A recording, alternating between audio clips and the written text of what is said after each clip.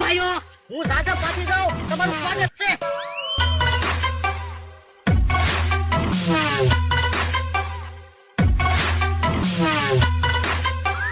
ત્યાં કાકા આમ જોવો તો ખરા એસી માસ રહેતા છે તડકો કેટલો લાગ્યો વિદેશના માણસોને કેમ છો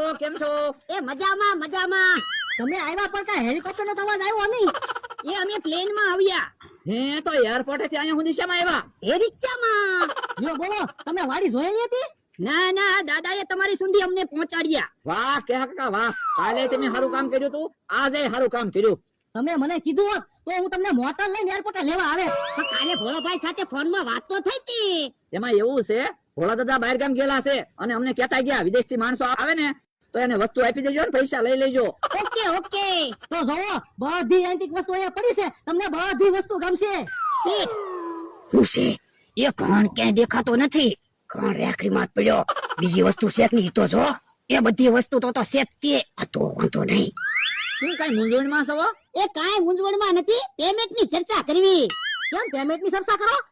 એમાં એવું છે ને અમે લોકો 1.5-2 કરોડ રૂપિયા સાથે લાવ્યા છીએ એટલે તો પણ કોઈ વાંધો નહીં અત્યારે કરોડ રૂપિયા દેતા જાઓ પછી બીજા પૈસા મોકલાવજો ના રે ના વસ્તુ પ્રમાણે પૈસા અમે આપશું હો. તો પણ 2 કરોડ રૂપિયા આપી દો પણ આપણે વસ્તુની કિંમત કરીને પછી પૈસા આપીએ તો જો 50 લાખ ની બધી વસ્તુ છે 2 કરોડ રૂપિયા થાય ઘર ફ્રીમાં આપી દેશું જોયું ઘર ફ્રીમાં આપે છે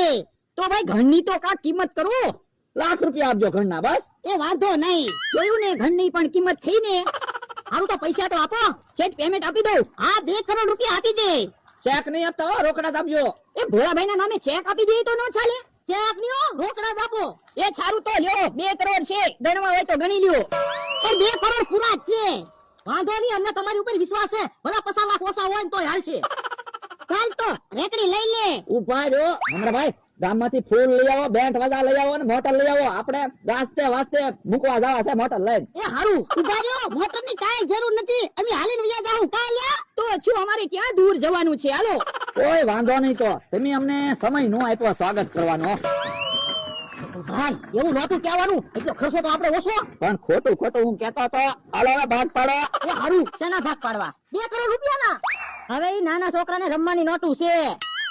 જો તો હમણાં હા શું બકુલભાઈ છોકરાને રમવાની નોટું છે તમને કેમ ખબર ઈ ક્યાં વિદેશના માણસો હતા ભોળો એનો માણે હતા હે ભોળો દાદાને એને કોણ કીધું તમે એને હું કામ કીધું તમને ખબર છે